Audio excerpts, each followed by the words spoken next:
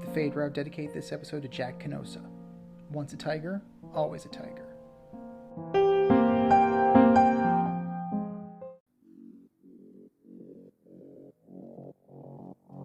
Coming at you from the Hey Yo Studios, it's the Fade Route with D and Z.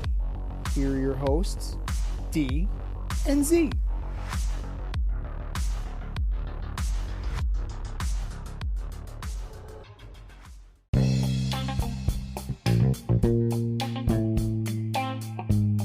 Coming at you live from the Ayo Studio. Ayo. It's the Fade Route with D and Z. I am D. We got a great show for you tonight. Mets may have a toxic clubhouse. We are blindsided by Michael Orr and the story behind the blind side. And the Tubby Hooks Danny Butler joins us on the in route. But we'll begin today's show with some news out of the AFC East. Got some action. A few veteran running backs getting a job this year. The New England Patriots signed Zeke Elliott. And then the we are a quarterback away Jets signed Dalvin Cook. Z, which player will have more success this season? Well, it all depends on how they're used, really. If you look at the Jets depth chart, you know, they activated Breece Hall as well from PUP. A day later, right? Right. Or a day before. It's unbelievable. No, I think it's a day after. But yeah, a day after, right? So retarded. Yeah, so you have Breece Hall, Dalvin Cook, Michael Carter's still there, Bam Knight is still there. Bam Knight, forgot about that. Bam Knight is going to eventually be the best out of all of them. But you're running 4 deep with the Jets. Dalvin Cook is a luxury, and he's an affordable luxury. 1 year, $8.6 million. Well, we were right. He wasn't coming for 5, right? He came for almost 9. So you figure, you know, with his name recognition and the fact that you don't want to rush Breece Hall back, he's going to get the primary burn. But that's still a passing team. As long as Aaron Rodgers is there, the lion's share of the snaps are going to go through the air. If you look at the Patriots, Bill Belichick always likes to consider himself anyways, pre-Brady, a run team, right? It was always a balanced attack, right? Even when Brady was doing his thing, you had a guy like a Corey Dillon, a Ben Jarvis Green Ellis. You had guys moving the ball. Sony Michel later on. Zeke has to upset or, you know, he has to upend Ramondre Stevenson. Ramondre Stevenson, who's a good running back. Like, I don't know if he's an every down running back. Like, Damian Harris is no longer there. He's in Buffalo. So Zeke is really filling in that Damian Harris role. I think that in the end, just because of sheer numbers, right? If the sheer, you know, depth chart of it all, Zeke is going to have more of an impact because, for one, he's only got to beat out 1 guy instead of 3, and he's going to get more opportunity than Dalvin Cook will probably get. And later on in the year, that may change things, you know, a little bit. As the year goes on, and if the Jets are in a good position, right, they may not need to have number 8 slinging the ball like he's wont to do. They might be able to put it in the deep freeze a little bit. So that shift might kind of favor Cook. But in the current landscape, in the current situations that both teams are in, that both players are in, I got to say, Zeke has a better chance of making a better impact than Dalvin Cook right now. Yeah, I mean, the whole thing is like you were talking about Zeke upending Stevenson, but he really doesn't even have to, right? I mean, he could just really hawk goal line carries. True. And he can be good in short yardage. I mean, here's the deal. Everyone says Zeke's on the slide, but could I interest you in 876 yards and 12 touchdowns?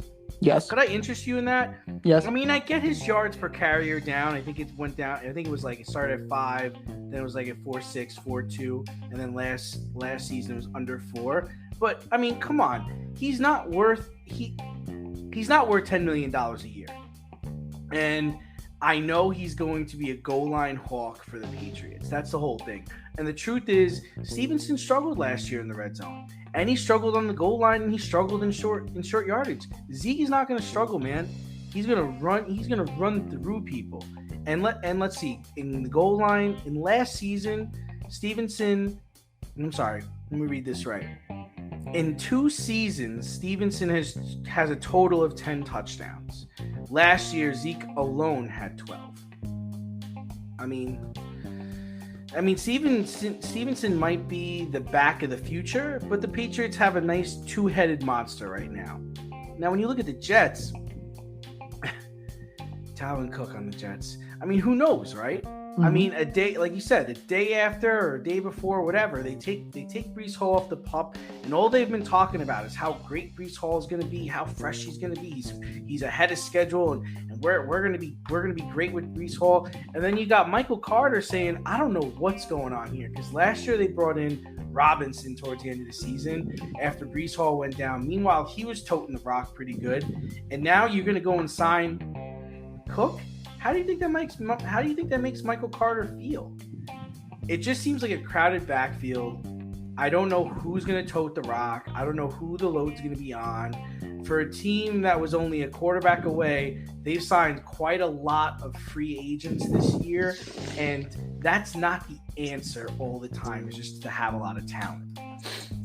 No, it's true. And I got to say, like, which one of the Jets running backs is proficient at pass blocking? Like, that's going to be helpful to them. That's going to help weed out who gets a bulk of the playing time, because your left tackle right now, because you're waiting on Mekhi Becton and you don't know if Mekhi Becton is going to make it back. Your left tackle, your blindside tackle is Billy Turner. He's not good. He's not good. I mean, but here's the deal. It's like, if you're asking who's the best running back on the team right now, it's Dalvin Cook, right? Oh, in name only, yes. How are you going to say in name only? The last 4 years, the guy's had over 1,000 yards every single season. Yeah, his per attempt has gone down last season, but he's only 27 years old. I mean, how could he not be? Breece Hall's coming off of a serious knee injury, and Michael Carter's only like 5'9".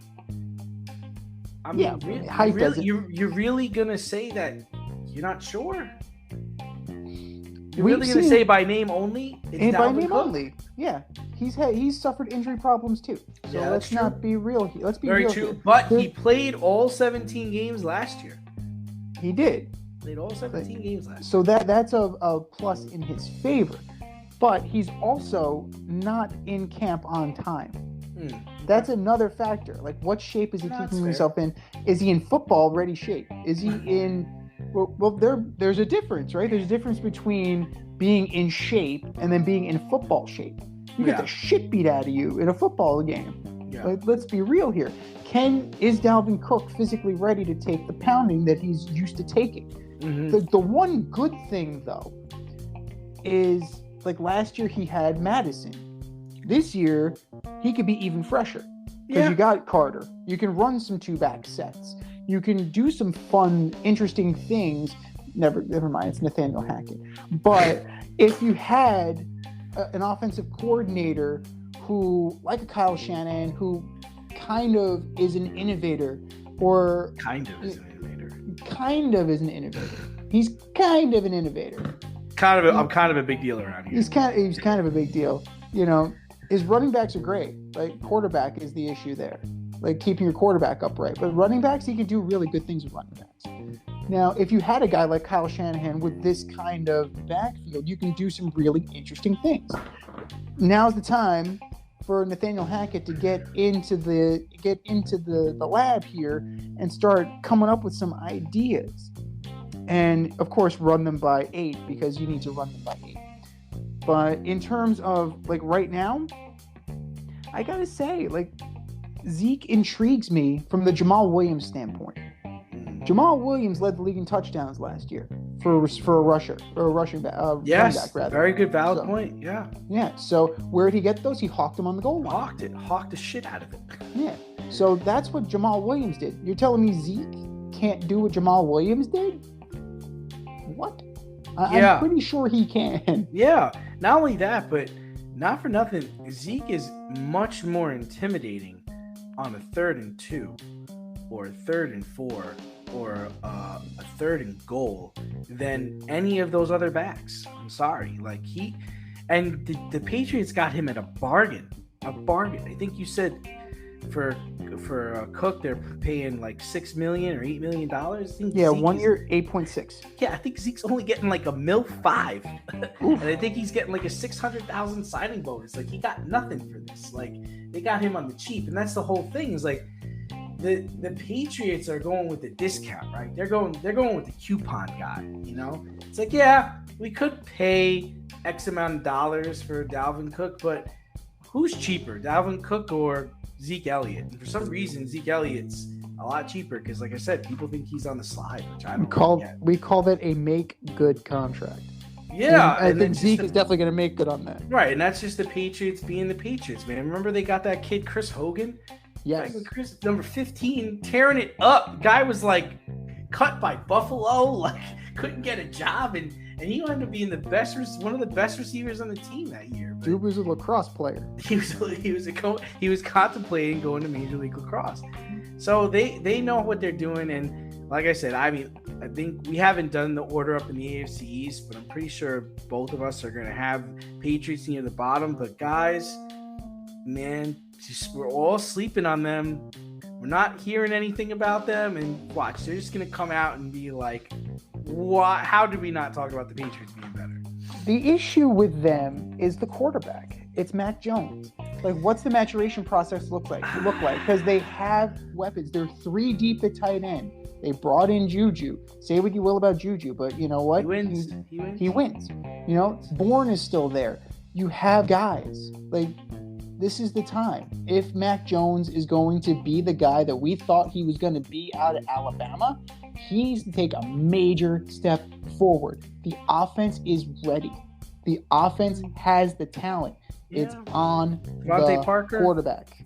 Devontae Parker, yeah. Your boy, Devontae Parker. You love that guy. It's time. It is time. Yeah, I mean, I get, you know what it is like they're just more defensive oriented.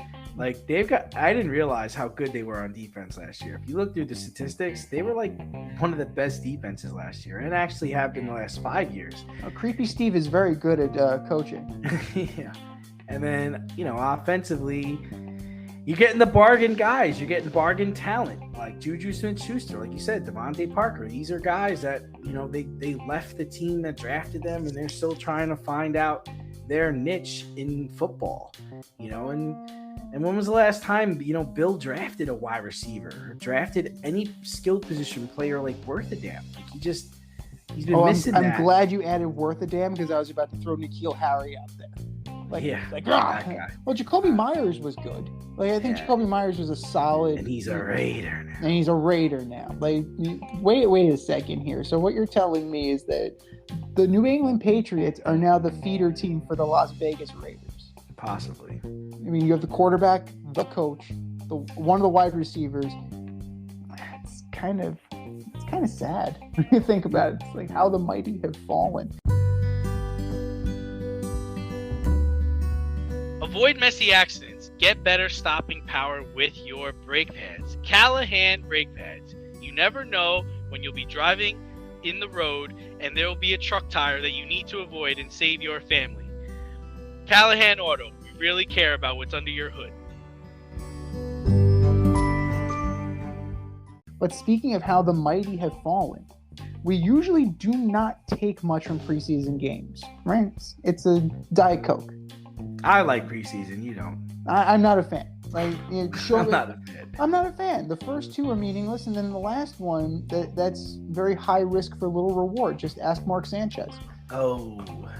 But there was one game over the weekend that everybody's talking about. They really gave him something to talk about, and that was the Raiders and the Niners. Trey Lance started for the Niners in a bit of a showcase game. He went 10 of 15 for 115 yards and a tutty. That's a fine stat line, right? That sounds good, especially for a preseason. But he was sacked 4 times. He didn't really seem sure of his throws, and he was almost picked off twice. So word on the street, the little scuttlebutt is the Niners love them some Sam Darnold, and Brock Purdy would have to melt on the field to lose his starting job. And even Brandon Allen, or Kyle Allen, is no, he's Brandon. I think you're right. It's Brandon. It was Brandon, right? It's B-Rand. Is it Brandon Allen? It's one I'm pretty sure it's Brandon Allen. I think you got it right. It's the one who doesn't back up Joe Burrow. Or the one who did back up Joe Burrow. Yes, it's Brandon Allen. I've confirmed. Brandon Allen. I thought so. He's friend of the program. Love you, Brandon. Love your work back. You really know how to get that orange Gatorade at just. Thanks for that Broncos signed jersey, buddy. Anyway, he's a proven backup. Where does that leave Trey Lance? On the bench. Ugats, that's where he is. Now, if the Niners end up cutting Trey Lance, will this be the biggest swing and a miss in NFL history? Oh, I'm thinking about this. I don't think so. I think Mitch Trubisky was a pretty bad one. I mean, the Bears gave up a lot to move up to draft him, and that was a guy that only played 1 year of college football. The Bears traded up. To get him. Jets trading up to get Mark Sanchez. Butt fumble. Jets trading up to get Sam Darnold. I mean, Lance is pretty bad. But the problem is, right, he missed his last year of college because of COVID. Like, they canceled the season. They just played one game to showcase him. He's 6'5", big, strong quarterback in D2, right? Then Jimmy G almost gets to the Super Bowl, right? Then Lance gets hurt. And now there are just veterans on the team that run the offense better than him, right? I mean, he hasn't really played football in like 3 years. So, the problem with Lance is he needs to play. He needs time. And I think that's what we saw in that preseason game. Is like when the start of the game is awful. Like, he was tentative. He was staring down his receiver in zone coverage. He couldn't sit still in the pocket. He's getting sacked, and this is a big, strong guy, and he's getting knocked down, and there's no fighting him. But then as he eased into the game, as he got into a flow, things started to click, and then he finishes 10 for 15. Like, he needed time. But if you're Shanahan, I don't need a guy that needs time. I got 3 guys here that know this offense, that are playing it well. And, for Lance, what he needs is like a John Gruden. He needs like a Sean McVay. He needs like a Sean Payton. That's what he needs right now. And that's just not going to happen here in San Francisco. I think the 49ers wanted Wilson in the draft, and we talked about this years ago. And the Jets took him, which, turned out to be bad for Wilson and also bad for the 49ers. But I do not see this as the biggest swing and a miss. I do still think Shanahan and Lynch should be fired because they wasted the pick, and you could have had better players at that position, but you chose to trade draft picks and trade up to get a guy who didn't really play college football, and now you found out that the last guy you took in the draft is going to be the starter. He'd have to melt for us to start somebody else. Well, that just tells me you don't know what the hell you're doing. So, yeah, that's where I sit. Well, it's a gamble, right? It was definitely a gamble making that trade. Gambles don't play off. Not always. Pay the price. Absolutely. If you're looking at it, right? Think about some gambles that took place. Let's talk about Jamarcus Russell. That's a gamble. 31 games, 18 career touchdowns. Handed a blank DVD. Coach, those are some great plays. We should run them. Hey, what's anything on the gun? Yeah, but the only thing I would say about Jamarcus Russell is he had a really good college career. And he could throw the ball from his knees like 60 yards. Like, the talent was there. It's just the drive and the competitiveness wasn't. And they didn't find that out until he got there. You know, this kid played for South Dakota State, man. Yeah, but still, like, that's the thing. Like, you've gotten guys from that. You have Carson Wentz. You literally have a guy. Who's he playing for right now? Well, he's looking for a job as well. Yeah, so he's unemployed. Trey Lance might be looking for a job too. But they'll find you if you're talented. Oh, he's going to get a job. He's going to get a job. Oh, he's going to get a job. He's going to get a job. Oh, it's 100%. just not going to be for the 49ers. I mean, right. He has talent. It just needs to be developed. And the same thing with Zach Wilson. I believe Zach Wilson has talent. He's just not an NFL quarterback yet. He needs someone to make him into an NFL quarterback. And I don't know. There's not a lot of Trevor Lawrences out there, man. Even Aaron Rodgers. Aaron Rodgers came out. He sat behind Brett for how many years? 3-4 years. 3 years. Yeah. But if they think about the stretches, right? Like the quarterback taken before Aaron Rodgers with Brady Quinn, right? That was bad. That was a stretch. We can do this just on the Browns. Tim Couch, number 1. Johnny Manziel. Brandon Weeden. I really thought he was the future. What about the Carolina Panthers taking Chris Winkie? He was 30. Yeah. Come on now. Ryan Leaf at number 2. Ken Dorsey. Eesh. There have been... Trey Lance will be one of many. He won't be the only one. That's the thing. Browning Nagel. These guys have played in the NFL. Achilles Smith. He was at Oregon. So there have been plenty of guys. Think about the guys who were taken ahead of Tom Brady. Giovanni Carmazzi comes to mind. Mark Bulger was good, though. Mark Bulger was good. Chad Pennington had his moments. He was good. When he was healthy, he was good. Yeah. But to say that... Chris Redman? Not so much. Yeah. Then you get a guy like Todd Marinovich. You were mentioning Trevor Lawrence, right? Basically bred to be a starting quarterback. Todd Marinovich was the test tube quarterback. Mm-hmm. For every Trevor Lawrence, you're going to get a Todd Marinovich. Mm-hmm. That's just destined for failure. But you boiled it down to the absolute God's honest truth. If Kyle Shanahan and Brian Griese can develop this guy, you might have something. You might still have something. He's young enough, right? He's inexperienced. He's only had 8 career games. Right. 8. Can I interest you in more than 8 before we make a snap judgment? I mean, yes, Brock Purdy has wrestled that job away from him, but I'm not, last time I checked, the Niners were ready to start Phillip Rivers in the Super Bowl if they got that far, because there's nobody left. So you're going to need a backup, especially in Kyle Shanahan's system.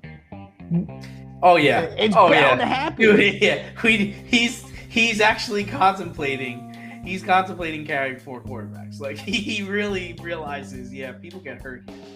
Yeah, I mean, this is a bullpen. It's a bullpen situation. You're going to need to go to the bullpen in the San Francisco 49ers, in the San Francisco 49ers system. There's a reason why Josh Johnson was on the roster and got playing time in the NFC title game. It's not either it's the line play or it's the offensive coordination or it's a combination of the two. But quarterbacks go to die in San Francisco.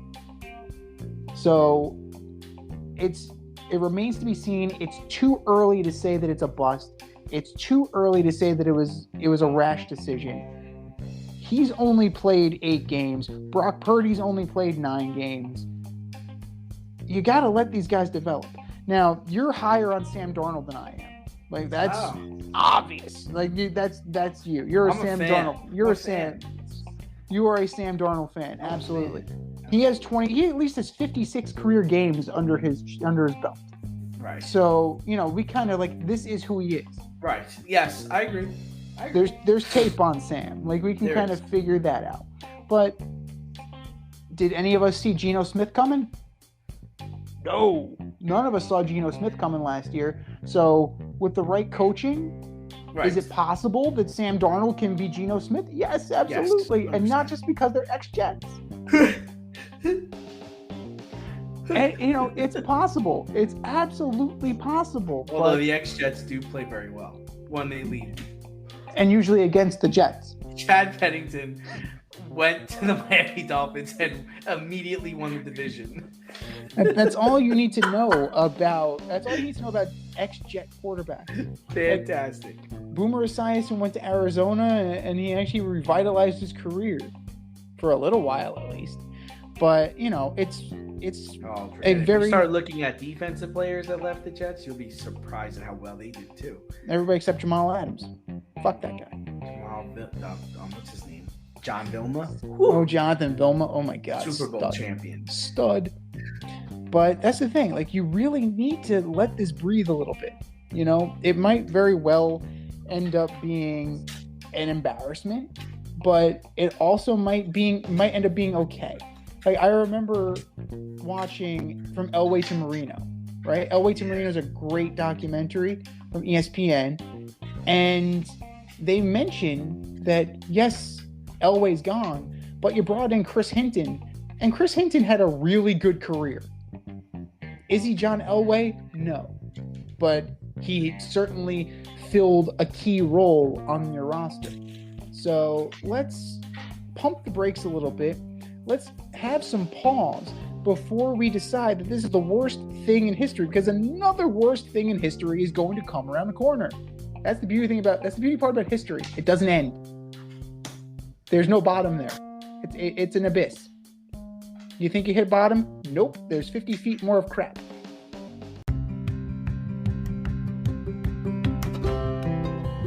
Do you love brownies? Of course you love brownies. But you know what's better than a brownie? A delicious, handcrafted, gourmet brownie delivered right to your doorstep. That's what our guys at Sweet Life Brownie Co. offer. Chef Tommy D and the crew offer a dozen delicious delights that you will crave, from the classic OB to Dutch apple to campfire s'mores and many more. Check out their website, sweetlifebrownieco.com, for their Friday brownie drops. At noon, their site goes live and you see what they're making. Since you're there, become a site member and earn points. You earn 50 points just by signing up. Make sure you follow them on Instagram and Facebook too, at sweetlifebrownie_co, for the latest updates and their latest releases and creations. That's sweetlifebrownieco.com. Give them a call, 845-641-3043, and tell them D&Z sent you. That's sweetlifebrownieco.com, 845-641-3043. Sweet Life Brownie Co., because there's always room for a brownie. Speaking of crap, in some sad news, former NFL offensive lineman Michael Orr, the former left tackle of the Baltimore Ravens, most notably, is suing his family. Michael Orr's life story was turned into the Oscar-nominated movie The Blindsided. But now Michael Orr is claiming the story is not true. Orr claims that his family, the Tuohys, filed conservatorship paperwork and not adoption paperwork. Kind of like a little Britney Spears situation. Britney Spears action, yeah. Yeah. So, allegedly, his family profited off of Michael's story and did not share any of the profits with him. They continue to profit off of Michael by doing motivational speaking based off of Michael's success story and the success of the movie The Blind Side. Do you stand with Michael or his alleged adoptive family? Oh man, this is ugly. It's ugly. It's bad. so ugly. Ugly. It's bad. It's bad. It's bad. You know what? At this moment, I'm going to side with the Tui family. I think there was some exploiting going on, but I think they do care for Michael, and I think he benefited from living with them as well. I think both sides benefited from them being in a relationship with one another. But the whole situation is ugly, and I wish there was some way to resolve this without it going the lawsuit route. I mean, Sandra Bullock won an Oscar for this movie, for crying out loud. I mean, imagine if it was all based on a lie. Yikes. But I mean, listen, I mean, even the movie talks about how, you know, people thought that they were simply doing it just for the money, or just to get him drafted, or just to get him to Ole Miss and all that other stuff. I'd like to believe in the wholesomeness of people. I'd like to believe that it's not true, that they do care about him, and I think he might be being taken advantage of by his attorney or whatever legal counsel that he's been provided right now.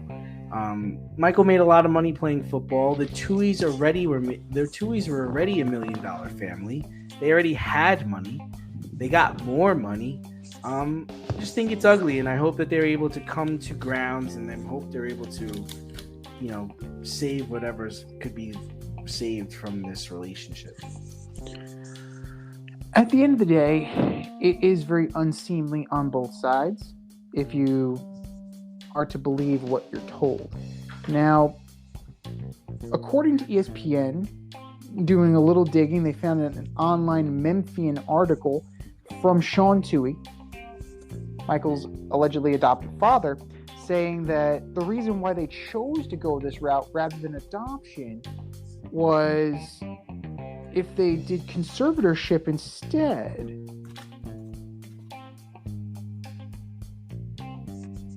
it would be a violation of the rules, because Tui, because of his financial status, could have been considered a booster.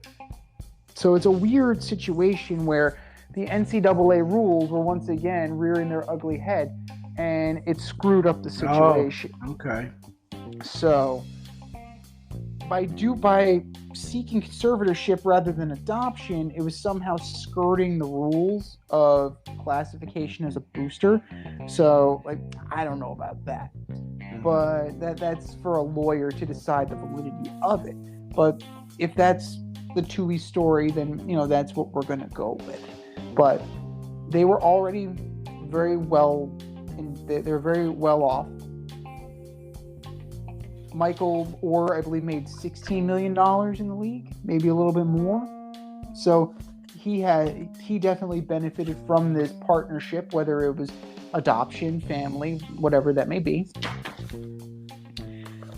And the inspirational story of it all, if it is just in fact a story, is still a feel-good story. It just reminds you that happily ever after, it only exists in fairy tales. Mm-hmm. So that's something that needs to be remembered. Not everything's a Hallmark movie where it's, you know, happily ever after and then the credits run. Right? There's life exists after that. So both sides, I don't like airing out the dirty laundry in public, especially if you are family. You keep that behind closed doors. Yeah. Right? You know, if it's going to be legal, if it's going to get ugly, lock yourselves in a room, lock your representation in a room, and go for it there. It is very unseemly. And at the end of the day, in the grand scheme of things, it doesn't matter. Right? It may matter from the standpoint of, you know, did the Tuis take advantage of a situation? I don't necessarily think they did. It sounds like it was mutually beneficial. Like, he got to go to Ole Miss. He got to play football. He got to, you know... Got drafted. He got drafted. He made a life for himself in the NFL. He lived with them. They fed him. He's part of their family. I mean, he did family things together. I mean, right. So that's what we saw. Now, the reality of it, we don't know. And we're hearing his side. We're hearing the Tui side. And then between them is the truth. But all we could go by is what is factual. And from the outside looking in, it looks like a mutually beneficial situation. Now, later, as things come to light and as, things become clearer, like how long did it take the Britney Spears thing to work itself out? Years. Yeah. Years. That chick was off her rocker too. She was definitely stress induced. Like a lot of that was stress induced. So you definitely there's gonna be problems that are resulting from this. In this case, familial strain, number one, and number two, like definitely some mental health situation as well. But it's an unseemly look, and like all it did was like tarnish the story. Like we want to think we want to think that there's some good in the world, like you mentioned, right? You did this, the family did this out of their heart and out of an idea of charity and out of love for this child. And love for this person and some level of altruism. But, we see it too many times where people see dollar signs and it makes them do crazy shit. Like, money is the root of everything. Like, remember I said last week, follow the money? Follow the money here.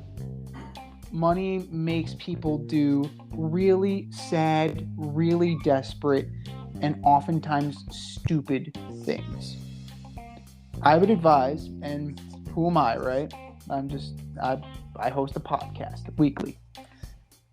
Get into a room. Turn off the outside world. You get in the room with your representation and you iron this out.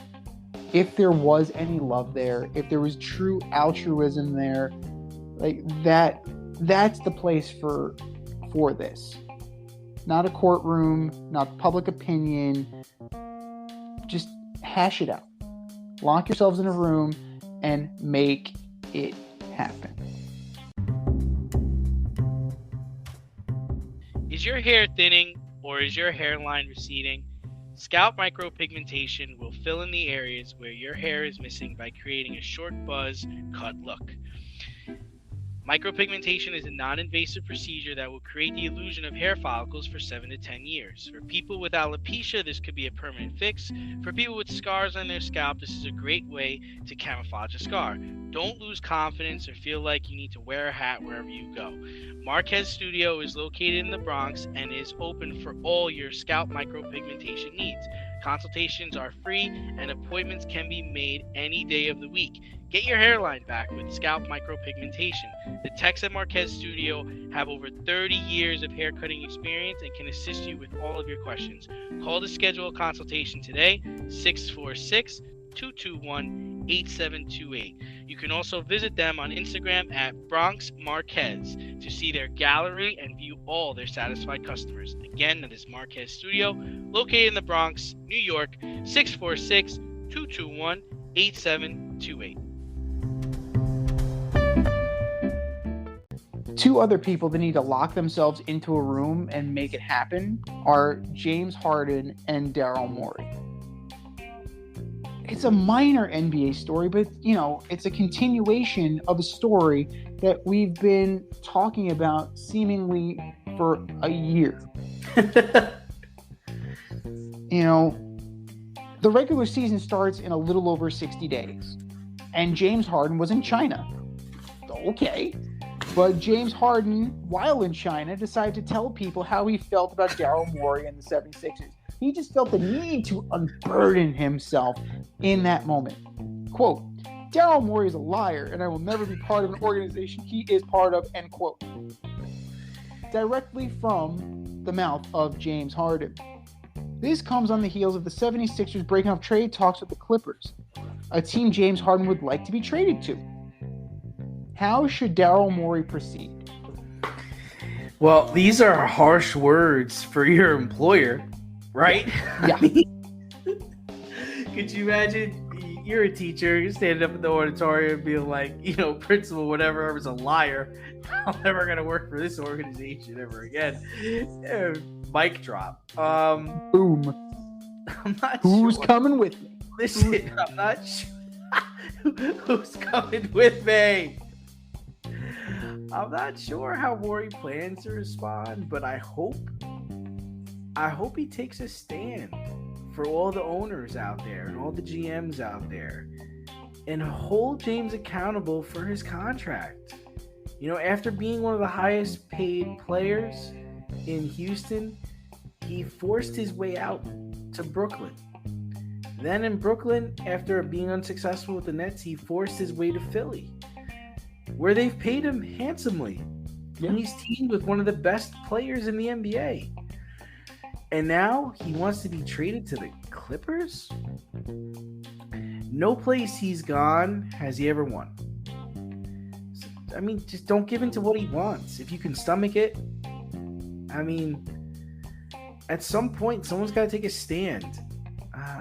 When he left Houston, I was like, I kind of get it. Like, you're not winning. They didn't build a good roster. This doesn't make sense. You should go to Brooklyn. Okay, yeah. Kyrie's there, Durant's there, sure. And then in Brooklyn, it's just like he's trying to force his way to the 76ers. And I'm like, all right, you know what?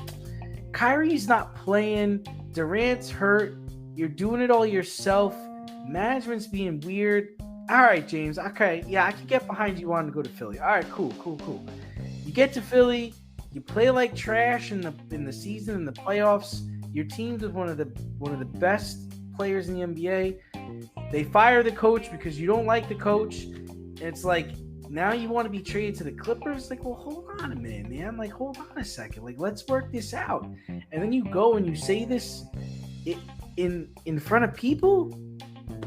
Like, you trash me, the guy who got you here, the guy who's paying you, the guy who has his finger on the pulse of where you go and what you do. I don't know, man. I don't know. I just if he can stomach it, I sit him. I think he loses something like $385,000 a game. Let it happen. DNP coach's decision until he comes to his set. You don't suspend him, right? You don't deactivate him. You don't do any of that. DNP coach's decision. That's it, and that's all. That way he accrues time, and then he can go. Or you can get somebody will step up and trade for him. Because at the end of the day, Daryl Morey needs to do what's best for the Philadelphia 76ers. He does not owe James Harden shit. You owe him ugats, is what you owe James Harden. And this is not the first time that Daryl Morey has dealt with him, because who was the GM in Houston? Daryl Morey. So he's got this 1 year left. He exercised his option. It's $35.6 million. He's gone. Let him go. Or have somebody desperate enough to trade for him. You don't need to capitulate to James Harden. You don't need to only trade him to the Clippers. Where's your leverage? Like, how do you extract the best possible deal when it's like Damian Lillard? How are you supposed to extract the best possible deal when he can only be traded to this one team because it's the only team that he's willing to play for? Like, that's ridiculous. Doesn't work like that. No. Right? If you used me as an example before. Like, if I'm teaching at my current school and I see there's an opening at Cardinal Spellman, our alma mater, and I really want to work there, I'm not going to go to my principal and say, you're a liar. I want to go teach at Cardinal Spellman, and I'm not going to teach here unless you let me out of my contract so I can go over there, or send me over there in some kind of weird compensation. Life does not work that way. only in sports does it work that way. And in reality, only in basketball. Right. That's what I was to say. Yeah, only in basketball does it really work that way. The one time that it worked with John Elway. I'm not going to play for Baltimore. Okay. Eli Manning. I want to play for the Giants. I don't want to play in San Diego. Very rarely does it work in sports outside of basketball. But basketball, it seems to work constantly. Now, if you're looking at the Sixers roster, they still have Joel Embiid. They have Tobias Harris. They have Tyrese Maxey. You have 3 guys there. You have a semi-big 3, right? You have a large 3. Maybe not an extra large 3, but you got 3 competent guys, right? And one who happens to be the reigning MVP. Just throwing that out. Then you have Pat Bev, Montrezl Harrell. You have DeAnthony Melton. Guys that can kind of shoulder the load, right? PJ Tucker's there. You have players. You have a squad here. Now, how good is it going to be? It would be better if you had James Harden, but this is a 76ers team that could probably, at the very least, make the play-in tournament. Would you agree with that statement? That they could at least, as currently constructed without James Harden, make the play-in tournament? Yes. Easily. So, Charlie Finley used to say, when he was going into arbitration, we finished in last place with you, we can finish in last place without you. It's a similar situation here. We can do this with or without you. We'll be in playoff contention with or without you. Ideally with you, because we'll be better. James Harden, with his head on straight, would get this team probably up into 4th place. Maybe even 3rd. If he's really trying. But he's hell-bent on going to the Clippers. Why? You got me. But Daryl Morey should just keep him there until he shows up, right? Until he realizes that it's hitting him in the wallet, it's hitting him in the ego, and it would be ideal if the Sixers are doing well, because that'll be the ultimate blow to the ego. I'm like, shit, they really don't need me. I really am that luxury. I am that parsley on the plate. I'm the garnish. Joel Embiid's actually the steak. But you're right. Daryl Morey needs to grow a set and tell this guy no. Because in recent years, James Harden hasn't been told no a lot by organizations. Coach, players, he's had this run.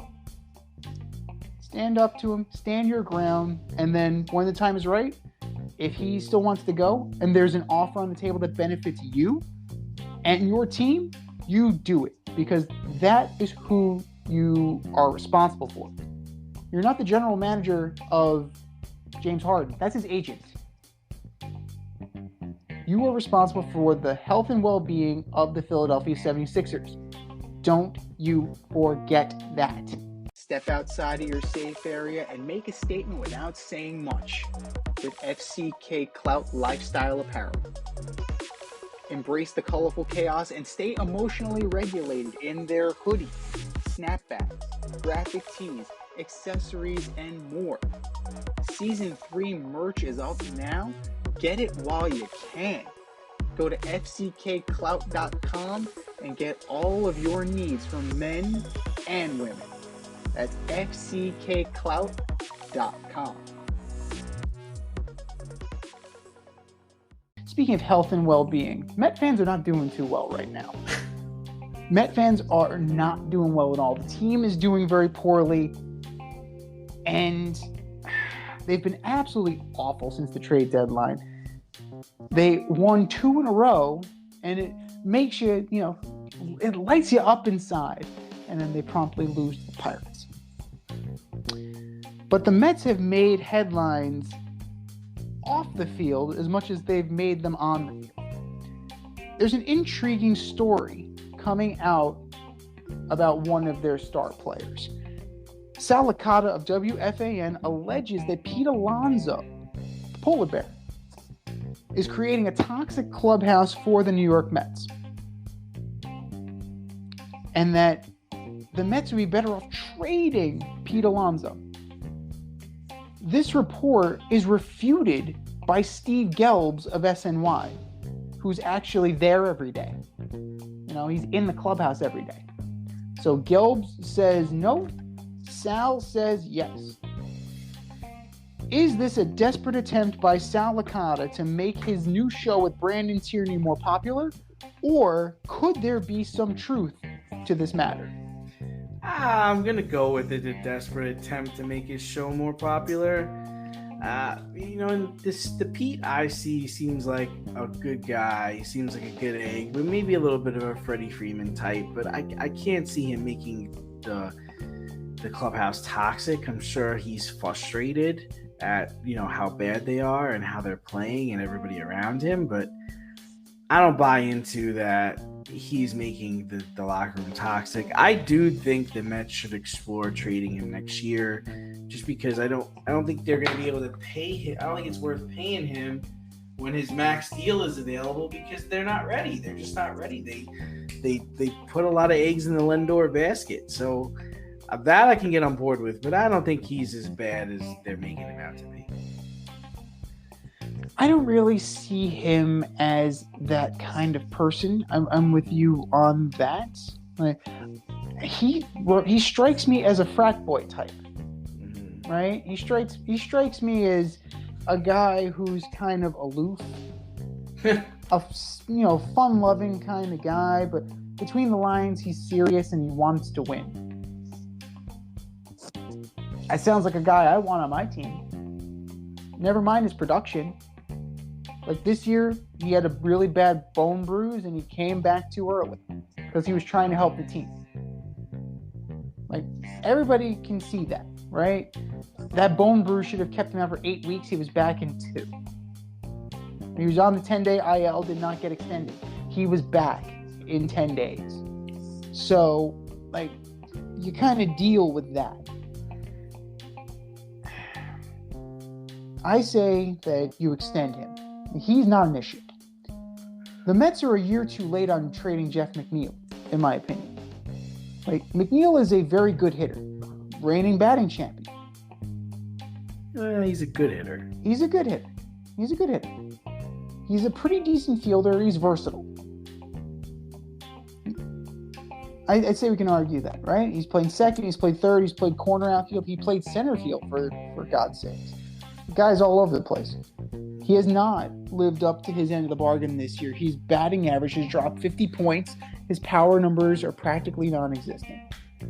And he seems to be developing negative chemistry with Francisco Lindor. That's kind of important. Your double play combination needs to at least be on the same page.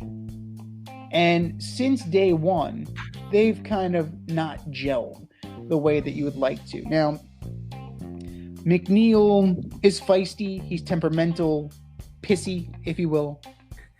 Kind of a crybaby sometimes. It's coming from a Met fan. Jeff McNeil is very much like a Paul O'Neill type or a Brett Gardner type. Every pitch he takes is a ball because he says so. He can never be called for a strike. It just strikes me as very frustrating. And then you can tell he's frustrated too. He's the kind of guy that I would think would rub people the wrong way in the clubhouse. Because of that kind of chippiness, that fieriness. That could rub some people the wrong way. Because it's intensity, right? But that can easily be mistaken for something else. Now, we know that Scherzer rubbed people the wrong way. He still rubs people the wrong way. It's what Max Scherzer does. He's now rubbing people the wrong way outside of New York. particularly umpires. In another report, Justin Verlander was said to be aloof, standoffish, and a diva, and that the clubhouse chemistry was not the same as last year when Bassett was there, when Taijuan Walker was there, and those three guys, Scherzer, Bassett, and Walker, made up the chemistry, the core chemistry of the starting rotation that carried the team last year. So where there's smoke, like this is multiple instances of smoke, there may be fire, but I don't necessarily think that Pete Alonso is that guy. Sal Licata is kind of all over the place with his arguments that one day Alonso is the face of your franchise, you got to keep him. The next day you're going to trade him. That sounds a little sensationalistic to me. That sounds like a guy who was on the overnight, right? And Sal was, I believe he was working 12 to 4. Notoriously thin-skinned, blocks anybody on X that disagrees with him, openly argues with callers, but not in a constructive way, calling them losers. Dude, that loser, that air quote loser, just called into your show. He is your audience, and you're calling him a loser. What the hell is wrong with you? What are you doing? And now you have this new venture with Brandon Tierney, who's a snooze fest. I can't listen to him. You put these two guys together, and it sounds like a recipe for disaster. And WFAN in general has gone down the tubes in recent years. Now you have Evan Roberts and Tiki Barber in the afternoon to replace Craig Carton and Evan Roberts, who replaced Moose and Maggie. It's just not good. It's just they haven't found the magic that they had with Mike and the Mad Dog. They're still chasing Mike and the Mad Dog. Mike and the Mad Dog have not been together in forever. Now they're going to more sensationalistic, more shocky jock type stuff, who are just saying things to get a rise out of fans, saying things to get attention. And it's not a good look. You know, Beningo's gone, Steve Summers is gone, Mike's gone, Russo's been gone. Boomer, he's barely hanging on. That morning show sucks. Love you, Boom. Hate your co-host. That show sucks. So it's the desperate attempt to hang on to relevancy. WFAN is just absolutely god-awful. And Sal Licata is part of the symptom why. You're just trying to get reactions. Get to the substance. People will listen to good journalism. People will listen to good radio. If you're going to insult their intelligence or just come out with blatant stupidity, you're going to lose listeners. That's how this works. Do some research. You claim you have. I'm a math teacher. Show your work, son. Put it out there. Show your work. And let the audience decide for itself. This trust me stuff, trust me, I know what I'm saying. It doesn't work. Put the cards on the table, Sal. Put the cards on the table.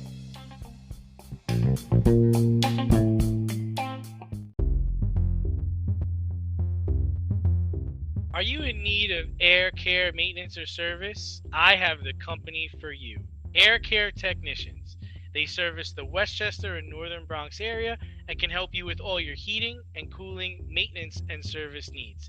Just give them a call at 914-315-1547. Again, that's 914-315-1547. Or shoot them an email at aircaretechnicians@gmail.com. These guys are the real deal, as they are veteran-owned, licensed, and insured. make sure to tell them that D&Z sent you.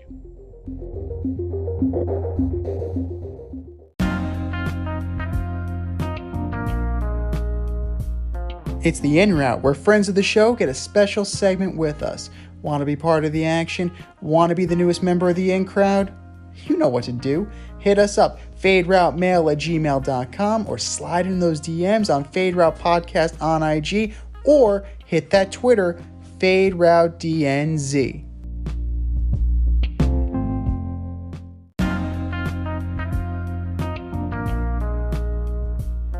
Joining us on the In Route today, we have the Tubby Hooks, Danny, Butler. Thanks for joining us today, Danny. Thank you so much, guys. Thanks for having me back. I appreciate What's it. up, Danny? Well, listen, you requested this time to vent on the Yankees' last place campaign. The floor is yours, my friend. Well, it's not the floor. We're below the floor. We're in the basement, which hasn't happened since like the Stump Merrill years when we were kids. We're 500 this late in the season for the first time since 1995. She got hot, won like 18 out of the last 21, and wanted to make it in the playoffs. But that was a different team. This ain't happening. I mean, I can't remember a more disappointing year. They're lifeless. They're lethargic. They're hard to watch. They're anemic, especially without Judge. The offense is anemic. The pitching is a disaster. I mean, you guys like Severino. They keep on trotting him out there. Oh, he's a starter. We'll have an opener. It's just, and it's like they don't care. It's like we know Hal doesn't care. He's making his money. Cashman just wants to stick to his guns to prove he's right. Right about what? I don't know what. And Boone is like a Pollyanna. Everything's okay. We're fighting. We're fighting, right? That's what he loves to say at the press conference. Sevy had some stuff last night. He had Yeah. He threw a couple strikes. Some of them didn't end up, in the outfield bleachers. He too. That's a good thing, right? It's like someone told him the other day that I think we lead the league in double plays. He says, "Well, you have to get on base to get to double plays." It's like I don't even. I've never been a Boone fan, but at this point, I don't even blame him anymore because, like, what's he gonna do? I mean, he makes some bad moves in the bullpen, but when he rests guys after they're hot for a couple days, that's not coming from him. That's coming from Cashman and all the analytic nerds up in the front office. Like, it's just, and Boone shows some fight in terms of the umpires. The umpires hate him. They call him Karen Boone because he doesn't stop arguing. and like the other day with last, he hasn't, and a couple before when he got ejected, the umpires are bad. The calls he got thrown out on were the right calls. Actually, it was one of the few the umpires got right, and he just makes an ass out of himself. I just was stunned that Hal came out and said that Cashman is safe, but he's unsure about Boone. I don't know how Cashman could be safe after they're going to finish in last place. At least that's what it looks like right now. Yeah, I mean, I can't believe it either. And even if you're Hal and you know that you don't want to make a move, why come out and say it? Yeah, At least maybe it lights a fire into Cashman to try to change things up. Cashman, when he his first couple years at the Yankees, and we were winning championships and everything, but when George was still alive and very much in the picture, George had two camps. It was Cashman and his guys, and then George had his Tampa cronies that he listened to, and probably too much sometimes. So Cashman didn't have the power he probably should have. But now since George is gone, he has power unchecked. He's like Napoleon. Like he just does whatever he wants, and nobody, makes the same mistakes over and over again, and nobody calls him on it because because Hal says he's safe. So there's no reason for him to change things. Like we went into this year. All right, Jose Trevino had a good season last year. It was a career year. But the last 2 months of the year, he was back to being a backup catcher. Higashioka is a nice player. He's a backup catcher. We didn't have a left fielder. So you went into, and pretty much like you knew DJ was done. Rizzo, the way they handled Rizzo this year, we all knew he hurt his neck or a concussion with the San Diego thing when Tatis didn't slide. On the pickoff attempt. It took them 3 months of him being terrible to say, oh, you know what, there's something wrong with him. But even Rizzo, 2 years ago when we had a chance, you could have got Freddie Freeman. You could have got Matt Olson, who I really wanted. He's got 42 home runs. He'd have 62 playing Yankee Stadium. Yes. Yeah, at the time, I wasn't upset that we re-signed Rizzo. I thought he was a solid third option. But it's becoming too much like that for the Yankees, settling for third options. That's never happened before. I know the luxury tax, but they still make the most money in baseball. And Hal doesn't care because Hal's got 42,000 people in the crowd every night. But Hal's going to get a rude awakening because the last 3 times we didn't make the playoffs, there was always something happening in terms of that was drawing people to the ballpark. In 2008, we had the last year Yankee Stadium, place was packed every night. And then the last 2 times we didn't make the playoffs, it was Mariano's last year and Jeter's last year. That's not happening this year. And if we're still 6 games back of a wild card, in mid-September, the place is going to be a ghost town. Maybe that'll be the slap in the face to wake Hal up. Yeah, well, keep in mind that the same money they gave to Rendon. I mean, what's the pitcher? Rodon. Well, that's the same amount of money the Dodgers gave to Freddie Freeman. Just saying. Yeah. Just saying. Well, other than Garrett Cole and Aaron Judge, defend one Yankees performance and name one pleasant surprise this season. I mean, the tough to defend. I think Volpe gets a little too much criticism. Yeah, he's only batting .211, but he's a rookie, and I was happy that he made the team right off the bat. I thought that was a sign of things changing around here, but I think they ruined him a little bit. There's no shame in sending the guy to the minors for 2 or 3 weeks to fix his swing, especially when his old minor league teammate fixed it by helped fix it with the what was it, Austin Wells, right? He ran into Austin Wells during the whole thing, and he said, go back to doing this. He had Austin Wells over for dinner, a nice little chicken parm dinner. Oh, the chicken parm, that's right, yeah. Yeah. So chicken parm cures everything. Yeah, it really does. Jeter loved chicken parm. I wish Volpe, played more like Jeter, but I think Volpe could be a player. I think he's a second baseman.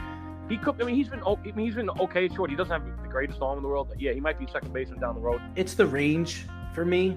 Yeah. And his instincts. He just doesn't charge the ball and attack it like you need to at shortstop. His timing seems more fit for second base. Just me saying. It does. And listen, Glaber's one of the few guys that's hit well this year, although he's the stupidest base runner I've ever seen. And can we just sit him once to say hey bud, you can't. Did you see the play the other day? It was a ground. He's on second with 1 out. There's a ground ball to third base. It hit the third base there, but the third base was there, and he tagged him out. I was how do you run when the ball is at third base? I don't think he understands. I think he thinks everything's a force. I honestly think he doesn't understand. You don't have to run sometimes. But quite possible. Yeah. But why should he? Because he makes a mistake. Aaron Boone says it's okay. He's playing hard, which he doesn't play hard. But another guy who's been solid, except for his last performance, I think Clark Schmidt.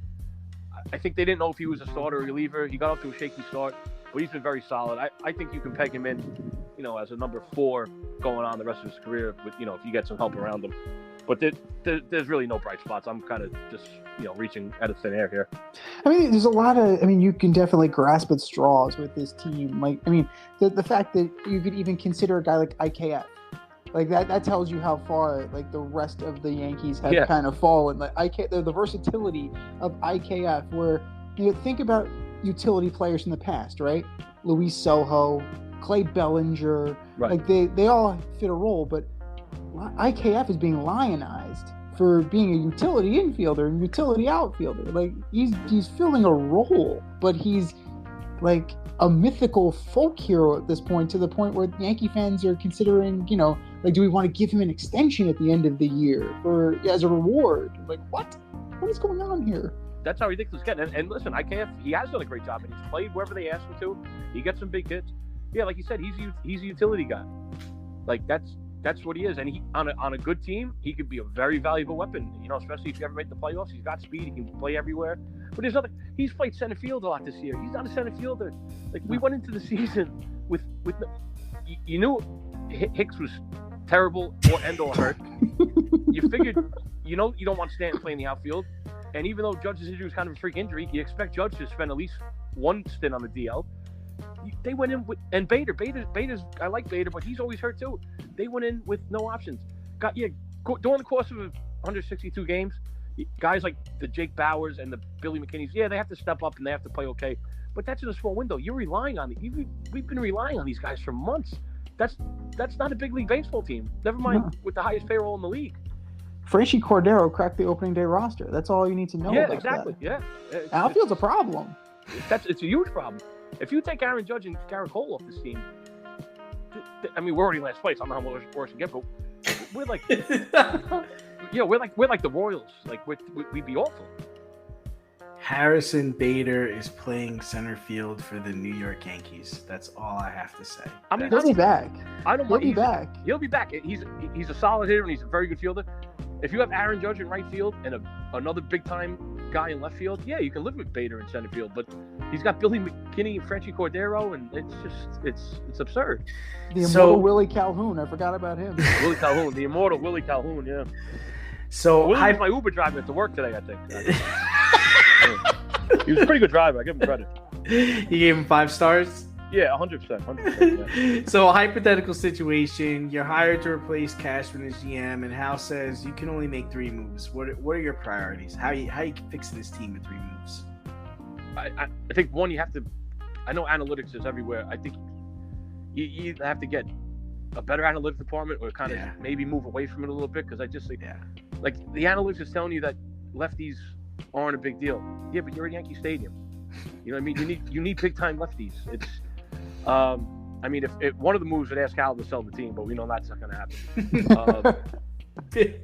You have to make a decision. Are you going to be the Yankees? Are you going to try to spend? Are you going to, whether you can get them or not, are you going to throw all the money in the world at Ohtani or Juan Soto? Or if you're not, and you want to go a different direction, then develop you guys better. Play the kids. You know, if you're going to wait for Dominguez, you know, right? Like, and now I got like it's just very frustrating, guys. As you can tell in my voice. It's completely foreign territory for contemporary Yankee fans. You know, like you have to really consider like that the stick Michael Bob Watson model really spoiled the mid to late '90s Yankee fans.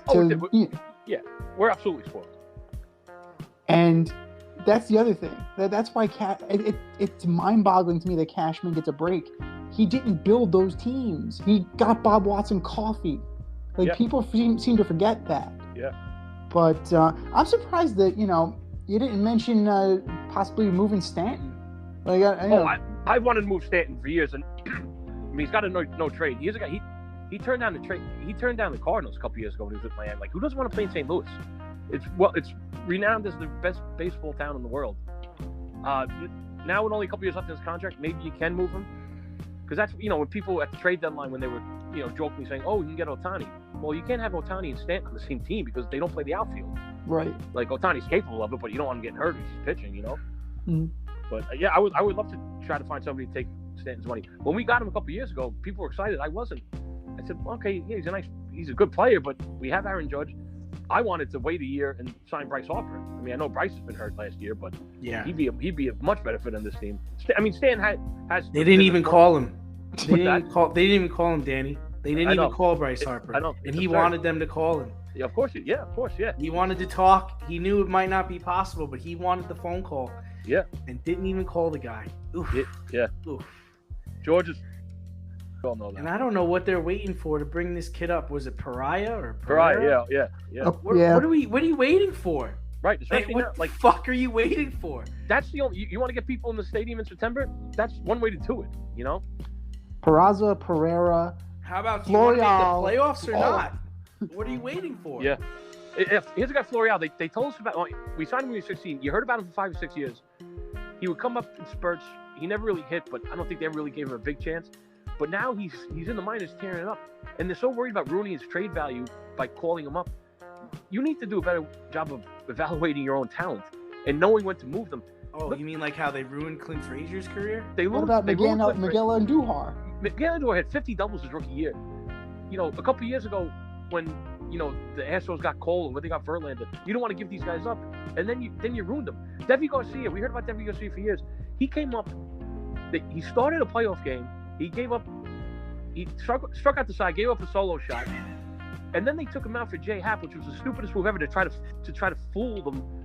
They're gonna have all the lefties in the lineup, and they never told Deivi Garcia what they're doing. So this kid went thinking like, "Oh man, I gave him a home run. They took me out. Like I'm bad." I think it ruined his psyche. They released him. Now he's on the White Sox. Yeah, he's bad. Yeah. Everson has a 926 OPS. Can I interest you in that for August? Yeah. It's mind-boggling. Dude, call them all up. Call Wells up. Call all the pitchers up. Like everybody. Like right. We did this in 2016. We called up Judge. We called up these guys. Sanchez, and they showed something, and then we were back to being a contender within a year. And then we fired Joe Girardi because he was too tough on Gary Sanchez. Yeah, well, Gary Sanchez needed a kick in the ass. I think we all knew that. Then they bring in Boone, who's singing Kumbaya in the clubhouse, and that hasn't worked well. Yeah, well, I mean, it's getting very close to being football season for both New York teams. So, Thank the good Lord for that. That's the one thing that we can all look forward to. Yep. But we're roughly 4 weeks away from the start of the NFL season. So let's talk some Big Blue. The Giants go into the season with a playoff appearance under their belt from last year. And with that comes increased expectations. They draw the Cowboys in Week 1, seemingly as per usual. Walk us through the Giants' Week 1 matchup against the Cowboys and give us those keys to victory. Well, we need to show up Week 1. You hate to put too much bearing on one game, but our schedule is very tough, especially the first 9 games. You want to show you're improved and you're a legit playoff contender, which I think we are. You have to go out and beat the Cowboys. The Cowboys are one of those fluky teams. There's going to be 3 to 4 games a year where they look like the best team in the league, and Dak's looking great, putting up points. There's going to be 3 to 4 where Dak looks like he shouldn't be in the league, and then they're going to be average the rest of the time. You just hope Week 1 is one of those weeks for Dak where he's throwing to the guys, on defense, which he does a lot. I think this year, I'm very excited about the offense. Daniel Jones finally has a little continuity in the same system 2 years in a row. I think he really was taking giant steps last year towards the end of the year. The Colt game, the Viking game, we got our asses kicked by Philly, I understand. But he's got some more weapons. The key is going to be, as it always is, the offensive line. A guy like Micah Parsons can wreck the game. And if he gets to Daniel Jones early, it could look like Daniel Jones from a couple of years ago. So we need to protect him. I think we can with Andrew Thomas is an all-pro level. I think Evan Neal will take a meaningful step in the second year. Yeah, John Michael Schmitz, the rookie, everybody's raving about him. If he can step in as a rookie and play well, I think we have a very good offensive line. And on the end of the ball, you got to get to Dak. You got to pressure him. And I think with our pass rush, we're certainly capable of doing that. Yeah, I think it's definitely within the realm of possibility. And then X McKinney and Dory Jackson just have to be waiting on those picks because they're coming. Yep, That's the beauty part about Dak Prescott. That train's never late. No. But so who in your mind, who will be the most valuable Giant this season? Not named Daniel Jones or Saquon Barkley. So who is that breakout star for you? Well, obviously the Waller pickup is huge because when he is healthy, I mean he's uncoverable. He's a freak, and that's what all the Giants are saying so far in camp. So he's a very important part. I think. Akin to that, I think the breakout star might be Daniel Bellinger, who I loved last year, and I thought he was on his way to having an excellent rookie year until he got poked in the eye. I think with Waller, even though Waller's probably going to line up, in the slot or outside sometimes, I think in 2 tight end sets, I think Daniel Bellinger could be huge. Bobby O'Perry, the guy we picked up from the Colts, he's the best linebacker we have. I think our defense was good last year. Our linebackers were borderline disgraceful. I mean, just had nobody. So Jared Davis and Jalen Smith. I mean, these guys at one point might have been good, but not good anymore. The Colts, when we killed the Colts last year, and he was the only guy in the field making plays for them. And I remember thinking, like, oh man, he gets overshadowed a little bit with Darius Leonard, right? Is that the guy from the Colts? Yeah, I think he gets overshadowed by Leonard a little bit. And you mentioned before McKinney. I think McKinney's second year in Wink's system. I think Wink knows how to use him now, and I expect big things from Xavier McKinney. Big plays. I think a Pro Bowl year for McKinney. Nice. Yeah, no, that's definitely, playing off of Dory Jackson, people might, kind of go away from that, and he'll definitely get a chance to shine. Like, I'm really looking at a guy like Jalen Hyatt. Like, I think he's got some speed, he's got some burn, and that kid can definitely stand out in a wide receiver, a wide receiver needy organization like the Giants. Like, they have Slayton, they got another year of Shep, but Hyatt really can if he can stay on the field and make some plays, I think he'll be a welcome addition. Absolutely, and the knock on him was, he's not the best route runner. I mean, he'll improve that as the career goes along. But if you can outrun everybody, then you don't have to worry about running routes. And like you said, he's a blazer. He makes it look easy. So he's like deceptive, where he looks like he's just going nice and easy, and all of a sudden he's blowing past guys, which I think can be very important. No, very true. You know who was an okay route runner? Randy Moss. Yeah, right. Yeah, I'd say he's pretty good at that. Yeah. But Is that why he's wearing 84 Hyatt? Is that gonna be Moss-esque? That could be the case. We'll call it Hyatt U. So then put some straight cash, homie, on Jalen Hyatt winning Rookie of the Year then. As long as he doesn't moon anybody, I am good with that. We'll get you out of here on this one, brother. We know that football games are won in the trenches. So who will be the most important offensive and defensive lineman this season besides Andrew Thomas and Leonard Williams? I think on the offensive side of the ball, you don't want to put too much pressure on a rookie, but it's Schmitz at center. If he can come in and anchor that offensive line, it'll be a huge help. If you have two good tackles and a good center, you can get away with having below average guards, which hopefully it's not that's not the case, but I think it might be. So definitely Schmitz on the offensive side of the ball. Defensive side, you want Ojulari to stay healthy because he's a force, but I really think it's Thibodeau. I mean, Thibodeau he's on the way to becoming a superstar, I believe. He had especially late in the year, he was really showing the type of presence he can be. The Commanders game, the Washington game, he wrecked the game. He was all over the place, scored a touchdown. And I think Wink loves him. He's got the knock on him in college was he had that college jog. He doesn't hustle. I don't see that at all. He's got a motor on him. He's all over the field. He plays the run. He does whatever Wink wants. So I think Thibodeau will be the breakout star there and most important guy on defense. And they're going to need him, because Leonard Williams is going to get doubled. He's going to be the focus, but Kayvon Thibodeau definitely has what it takes to be a stud. And you know who's a stud? Danny Butler, the member of the in crowd.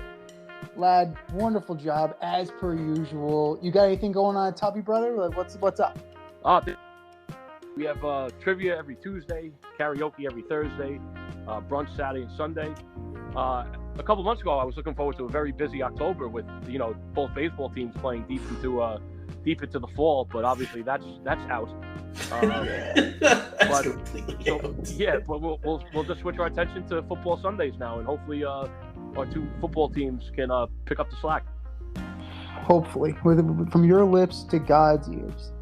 So, Danny Butler, a member of the in-crowd, tried and true. And if you want to get into the action, if you want to become a member of the in-crowd, hit us up, faderoutemail@gmail.com, or slide in those DMs on IG at FadeRoutePodcast or on X at FadeRouteDNZ. Danny Butler, pleasure as always, and we will definitely have you on again soon, brother.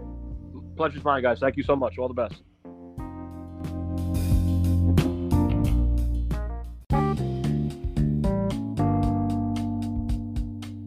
Want to get in on the action, we want to hear from you. Hit us up, faderoutemail@gmail.com. Slide in our DMs on IG at FadeRoutePodcast.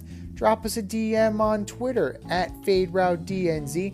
Comment on our YouTube channel, The Fade Route with DNZ. Questions, comments, picks, segment suggestions, you name it, we want to hear from you. Get at us, in crowd.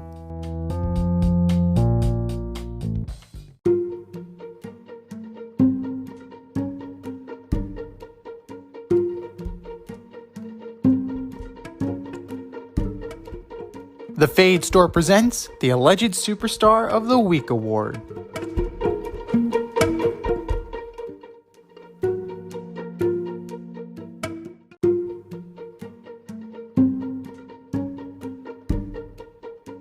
All right, boys and girls, you know what time it is. It's time for the Alleged Superstar of the Week. Here's how it goes. We put up a poll on our Twitter account at FadeRouteDNZ, and you vote.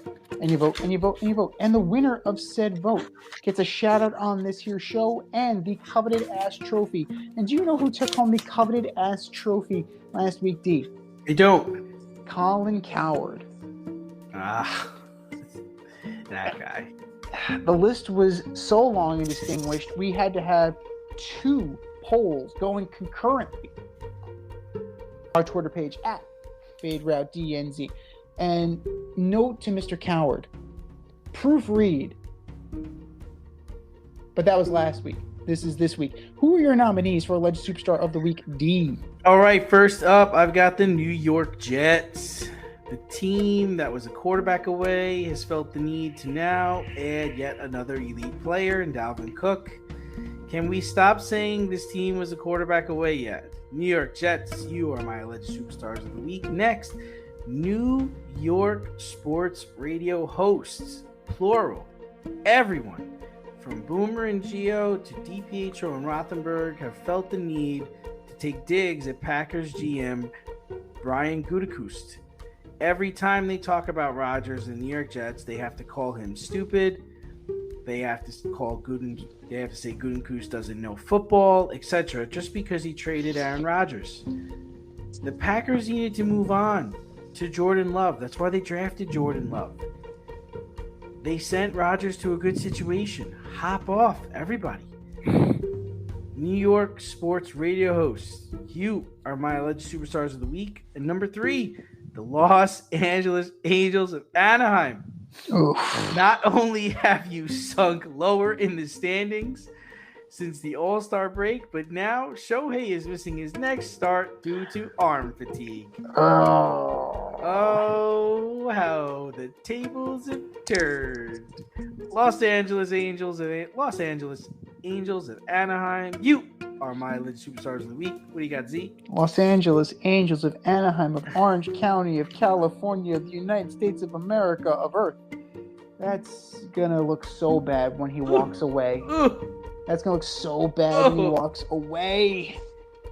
I'm starting off, and you'll appreciate this. The New York Mets. Atlanta 21, Mets 3. Need I say more? Atlanta 21, Mets 3. And this is the game 1 of the doubleheader. Danny Mendick gave up 8 runs in the top of the 9th inning. It was so over. How over was it?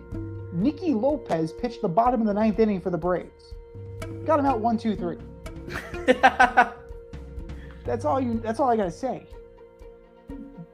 You couldn't put up a fight against a utility infielder who was mercy killing you because they had to save their bullpen for a doubleheader, and you still couldn't score.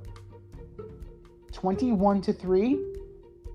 Man, the Falcons did a good job beating down the Jets. Mets, my God, you've made this season unwatchable. Almost New York baseball in general has been unwatchable the past month. And this is just the biggest pus-filled zit. The latest big pus-filled zit. New York Mets, you are my alleged superstar of the week. Number 2, James Harden. Calling out Daryl Morey, saying he's a liar and that you're never going to play for him.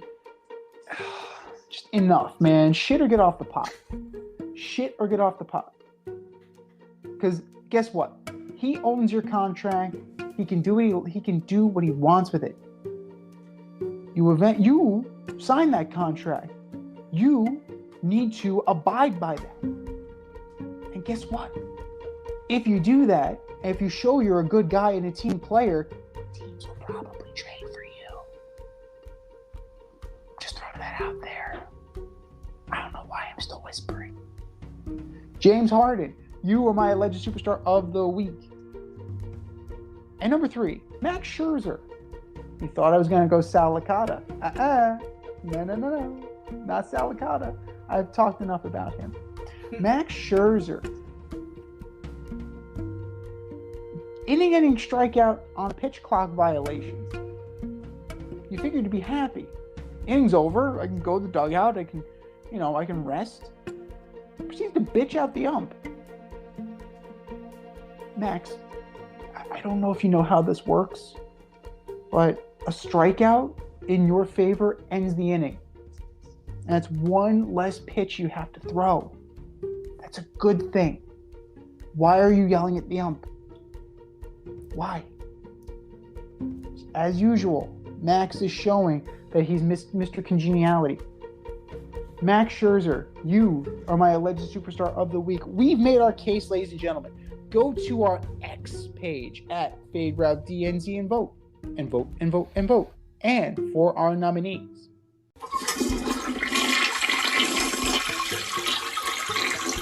Just do better, boys.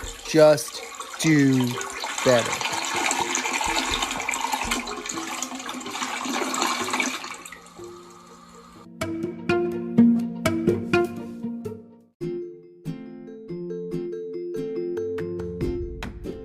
You can't help but smile when you see a balloon. The simplest occasion is a party. Westchester Pop Stars, located in New Rochelle, New York, offers balloon styling and decor for all life's events. Birthdays, anniversaries, weddings, showers, school and corporate events, store openings, or just because.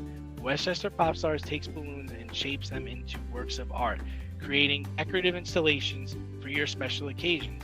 No event is too big or too small, and their custom personalization service is top-notch.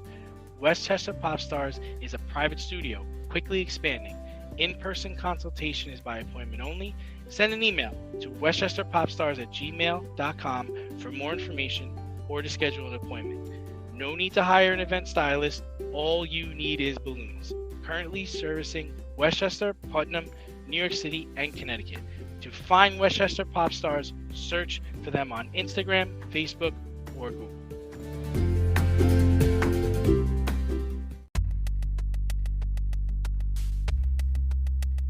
Order up!